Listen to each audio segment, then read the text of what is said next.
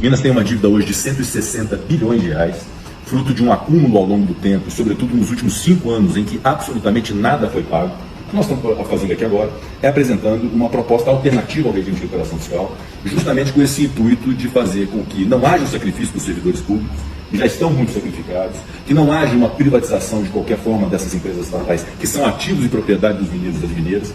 Então, é uma alternativa que considero sustentável. Eu não tenho dúvida da colaboração, da boa vontade do governo federal, do senhor presidente Lula, com o Estado de Minas Gerais, um acordo que vai ser realmente a salvação do Estado de Minas Gerais, diferentemente do que é o regime de recuperação fiscal. Então, quero agradecer o senhor pela atenção e pelo carinho com Minas Gerais. Eu quero dizer, presidente Pacheco, que eu vou colocar a equipe para estudar a proposta com a maior diligência possível, com muita dedicação. Eu sei que é uma proposta séria, formulada por homens sérios, que querem bem no Brasil e de Minas Gerais. Nós vamos nos dedicar a isso, vamos fazer as contas devidas. Mas o melhor de tudo é a iniciativa. Vim resolver o problema, enfrentá-lo de forma definitiva. Isso é que para nós é uma coisa válida. Quero agradecer ao presidente do Senado, porque eu estou na presidência há 10 meses. Eu ouço o Haddad falar de vez em quando que tem tentado discutir a dívida do Estado com os governadores.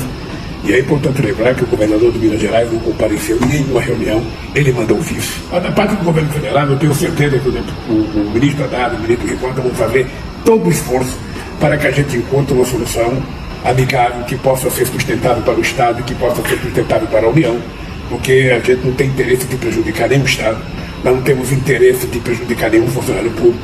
O que nós temos interesse é que todos os Estados cumpram aquilo que está na lei, para que a gente possa ver esse país voltar à tranquilidade e à normalidade. Eu tenho certeza, senador, que o Haddad vai levar isso muito a sério. Eu espero que daqui para frente o governador compareça para conversar com o ministro da Fazenda. Eu quero ajudar, o governo federal quer ajudar, nós queremos dialogar e queremos resolver o problema. Eu só espero que haja boa vontade do governador, sabe, de fazer um acordo que seja razoável aos olhos da sociedade mineira e do povo brasileiro. Foi uma reunião muito produtiva agora no início da tarde no Palácio do Planalto, com o presidente Lula. Também estiveram presentes o ministro Alexandre Silveira, de Minas e Energia e de Minas Gerais, o ministro Rui Costa, da Casa Civil, e o ministro Fernando Haddad, da Fazenda. Eu fui acompanhado do presidente da Assembleia Legislativa de Minas Gerais. O tema do encontro foi a questão da dívida de Minas, um problema federativo muito grave entre União e Estados. Muitos estados, obviamente, com problemas parecidos com o problema de Minas Gerais, mas centramos a discussão à questão do Estado de Minas. Eu formulei uma proposta ao presidente da República e o fiz por escrito, encaminhando a ele e aos ministros.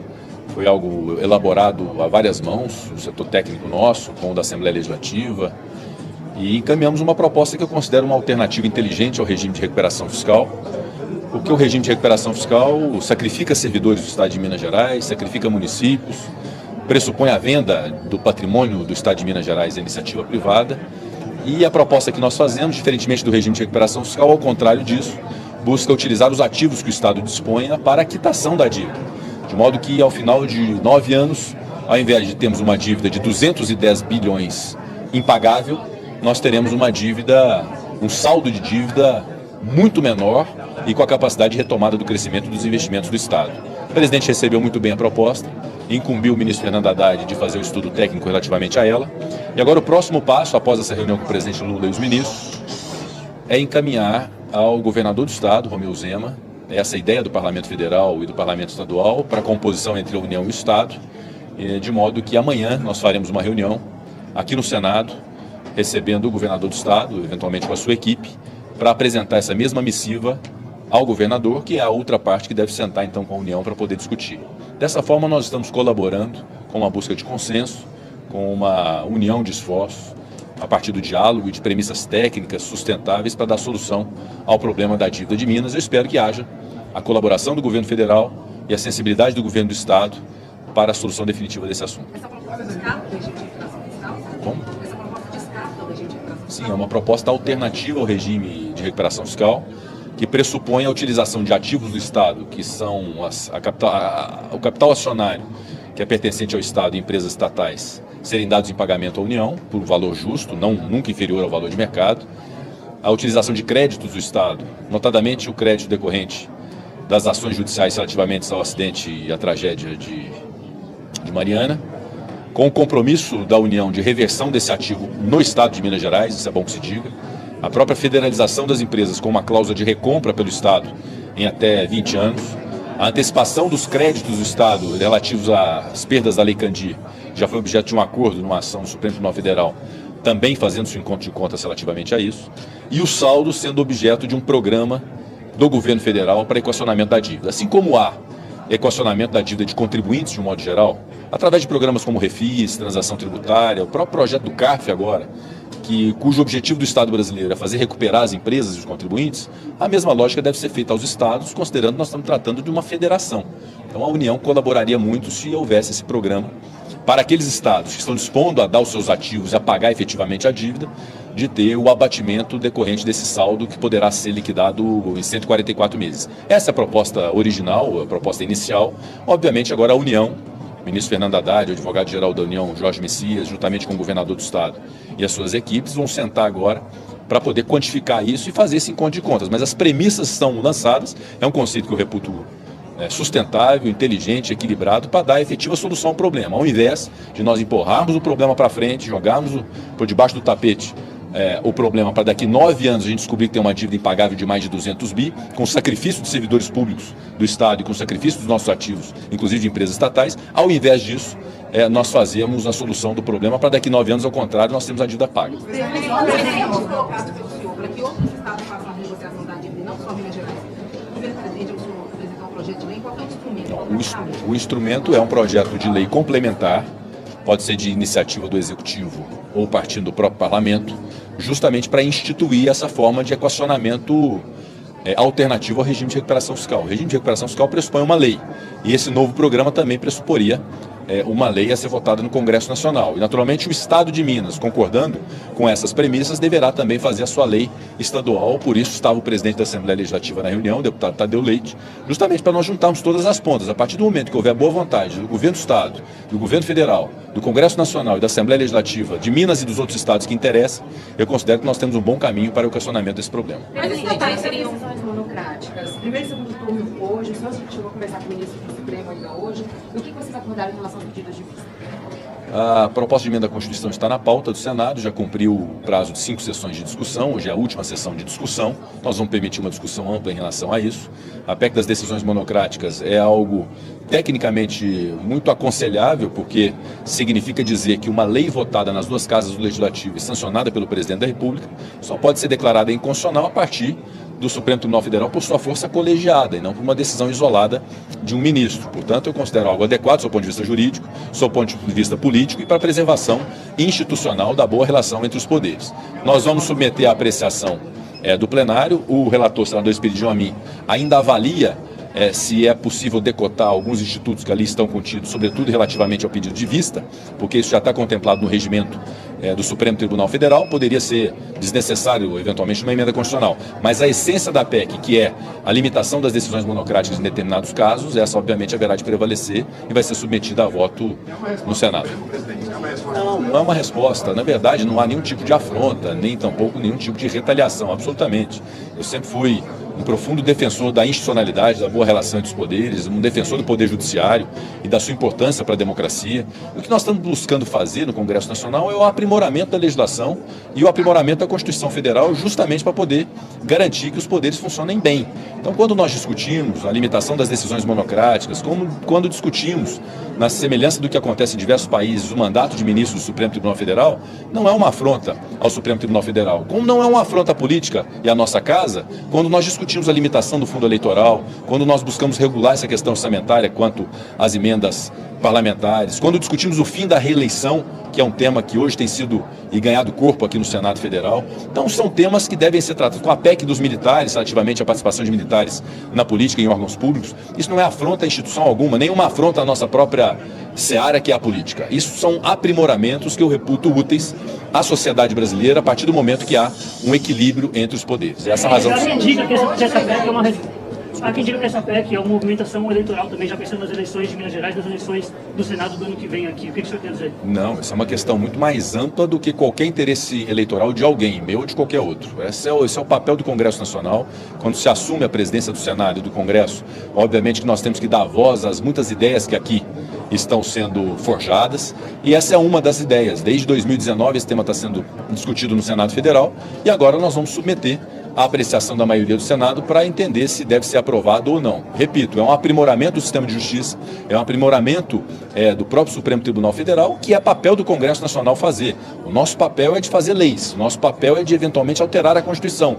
Nem sempre nós estamos certos, por isso que há o debate, por isso que há o debate em 2 casas, em 2 turnos, mas nós estamos fazendo um papel de absoluta boa intenção e não há nenhuma intenção de cunho eleitoral nisso, muito ao contrário. O nosso papel nesse momento é político e não eleitoral. Vota um.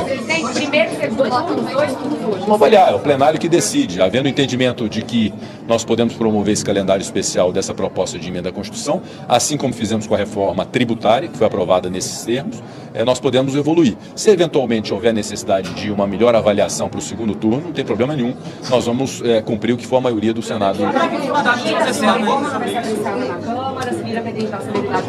Não tratamos disso, nós vamos cumprir o nosso papel no Senado e, naturalmente, havendo a aprovação, nós vamos encaminhar à Câmara dos Deputados e a Câmara vai ter o seu tempo de reflexão, se deve votar, se não deve votar e como deve votar. E é uma autonomia que a Câmara dos Deputados tem. Presidente, outra PEC dos mandatos. Oi?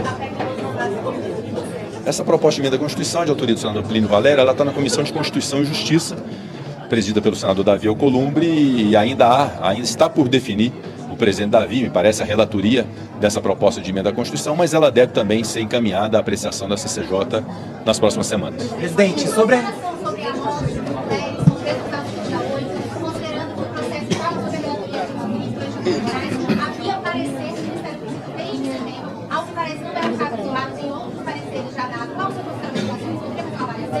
Bom, eu vi pela imprensa essa notícia. Evidentemente que qualquer vida humana ela é relevante e o meu papel é prestar sentimentos à família e solidariedade, porque não é o fato de alguém estar preso que ele deixa de ter a dignidade da pessoa humana. Então, obviamente, o que eu posso dizer é manifestar a minha solidariedade e meus sentimentos à família, e essa é uma questão do Poder Judiciário, do sistema prisional, dos quais nós não fazemos parte, e eu espero que isso seja esclarecido.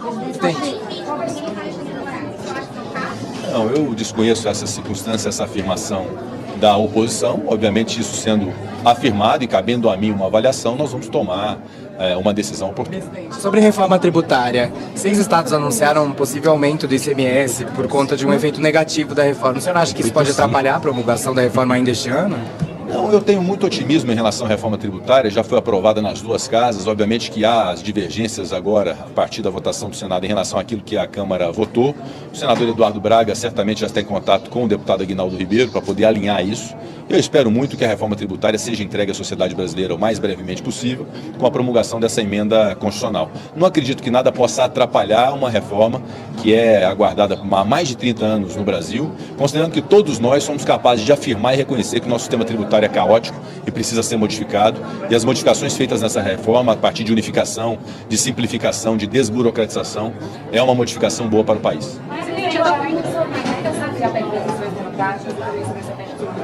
Tem que conversar com o ministro do Supremo Tribunal Federal. Queria que o senhor trouxesse como o olhar deles em relação a essas propostas que estão avançando aqui no treinamento. O que eles têm dito em relação à apreciação da justiça do Senado e a celeridade da apreciação da justiça? Eu, na verdade, essa é uma questão hoje reservada aos senadores. Nós fizemos uma sessão de debates sobre essa proposta de emenda à Constituição. Nós tivemos aqui uma exposição muito lúcida e muito consistente de um grande jurista brasileiro, que é o Dr. Nabor Bulhões, que veio representando a Ordem dos Advogados do Brasil, que aponta os méritos dessa proposta de emenda à Constituição. Ao mesmo tempo, em relação à questão das vistas, ele sugere alterações, inclusive com supressão desse tema da emenda à Constituição. E aí a avaliação dos atuais ministros, dos ex-ministros, eu confesso que eu não sei apuradamente ou com certeza o que é o pensamento do Supremo Tribunal Federal, mas todos podem ter absoluta convicção que o nosso intuito no Senado, e o meu especialmente como presidente do Senado, é o de sempre buscar aprimorar o sistema de justiça, garantir as prerrogativas do judiciário, tornar o judiciário mais eficiente. E essa é a razão de ser dessa proposta de emenda à Constituição e de outras iniciativas que nós temos referentes à legislação e aquilo que toca ao Poder Judiciário, que é sempre na busca de contribuir para a melhora e não qualquer tipo de enfrentamento. Nós jamais nos utilizaríamos de uma alteração constitucional com esse intuito de fazer um enfrentamento entre as duas casas, até porque nós estivemos até aqui muito unidos em favor do Brasil, na defesa da democracia, e dessa forma nós haveremos de continuar com o diálogo, com maturidade, com sabedoria e com a compreensão que esta casa é uma casa que ouve os anseios da sociedade, que tem bases técnicas, que tem bases empíricas de experiências anteriores para poder tomar suas decisões. A decisão legislativa do Brasil é feita no Congresso Nacional, e isso nós não podemos nos furtar. Edição de leis, alterações constitucionais cabem ao Congresso Nacional. Obviamente nós estamos dispostos a ouvir, mas a decisão é do Congresso Nacional.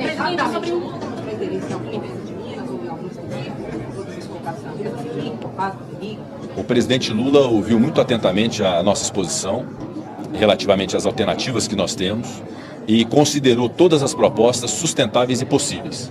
Obviamente que não fechou questão, porque isso depende de uma análise técnica dos setores próprios, inclusive do Ministério da Fazenda e do Tesouro Nacional. E depende também, obviamente, da concordância do governo do Estado, que é a parte legítima para poder tratar disso. Nosso papel no parlamento tem sido o de buscar a construção de um diálogo entre a União e o Estado de Minas Gerais, que é um diálogo que até aqui não aconteceu, né? De 11 meses de governo, não havia um diálogo propriamente do governo do Estado com o seu maior credor, que é o governo federal, que é a União. Então nós estamos promovendo esse diálogo para todo mundo sentar à mesa para resolver esse problema. Presidente, o projeto do interesse do governo da economia que estão na CAI deve tocar amanhã.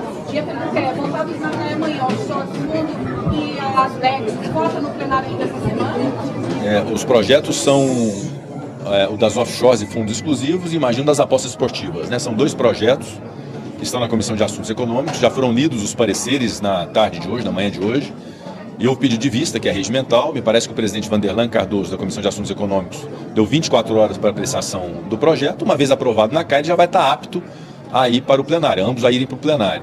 Vamos ver se vai ter a aprovação do requerimento de urgência nas comissões. Havendo, nós vamos avaliar a possibilidade ainda essa semana, mas se não for possível essa semana, nós temos aí a próxima terça-feira com uma previsão de publicação de pauta para poder apreciar. Mas não afasta a possibilidade de ainda essa semana nós termos a apreciação de qualquer desse projeto. Isso tem ingresso nacional na quinta-feira. O senhor pretende analisar, por exemplo, o preço do arcabouço? Já fez quatro? Já faço isso. No Congresso Nacional na quinta-feira, o senhor pretende pautar, por exemplo, o preço do arcabouço, em especial aqueles dois que brindam o cargo?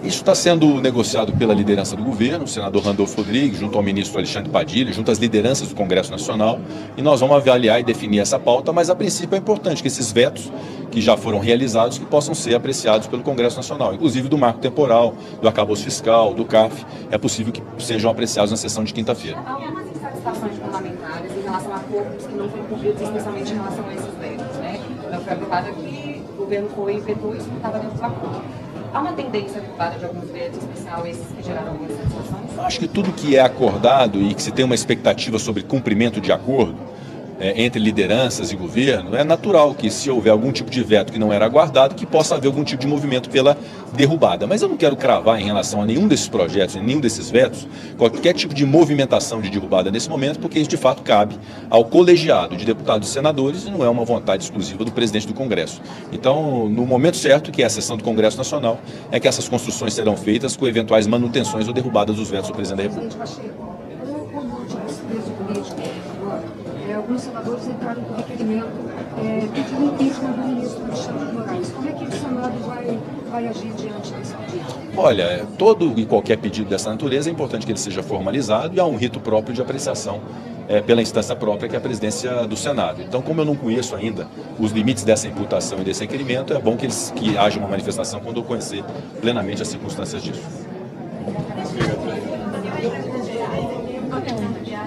O presidente Lula? Não, ele, por mais de uma vez, manifestou o desejo de ir ao nosso estado, de visitar algumas regiões. Ele cita muito o Vale do Jequitinhonha e o Vale do Mucuri, que ele quer muito visitar. Me convidou para ir aos vales, né, do Jequitinhonha e do Mucuri, mas ainda não tem uma data prevista, mas ele tem manifestado sim o intuito de estar em Minas Gerais. O que nós precisamos do presidente Lula nesse momento, é muito importante a presença dele no nosso estado, não há dúvida, mas o mais importante é que o presidente Lula tenha sensibilidade e colabore com a solução desse problema federativo do estado de Minas Gerais e que alcança também outros estados, permitindo que os estados, ao invés de prorrogar suas dívidas para o futuro, que serão dívidas impagáveis, possam efetivamente pagar suas dívidas. Eu tenho muita confiança que o presidente Lula e o governo federal possam fazer isso por Minas Gerais. Presidente, não acho que o governo vai fazer uma Senado? É amanhã às 14h30 a reunião aqui no Senado com o governador Romeu Zema, já foi ajustada a data, a princípio seria na quinta-feira, mas como o governador vai estar aqui amanhã para participar da posse no STJ, nós antecipamos para poder otimizar a agenda dele. Obrigado, presidente.